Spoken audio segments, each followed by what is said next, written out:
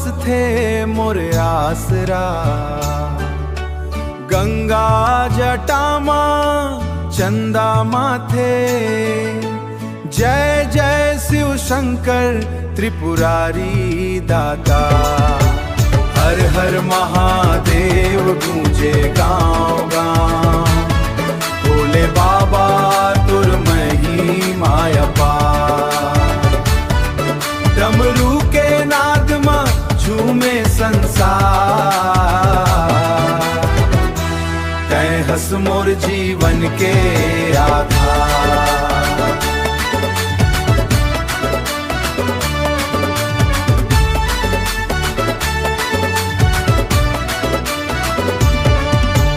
बेल पत्ता चढ़ावो जल धराओ, भक्ति के जोत जलाए रहो।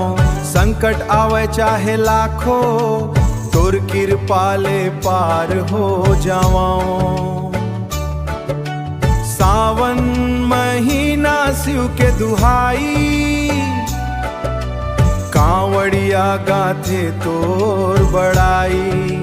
नंदी संग बैठे कैलाश मां, भोले बाबा सुन ले अरजाई। हर हर महादेव गूंजे गाँव गाँव, भोले बाबा तुर महिमा अपार।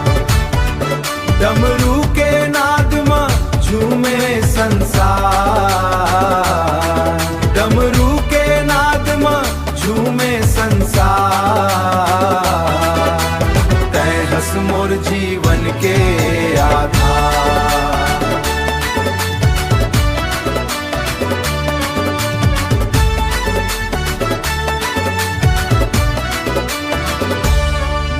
महादेव मोर भोले बाबा, तोर चरण मां मोर सिर झुके। जग के पालन हार दयालु, तोर भक्ति मां मोर मन रमे।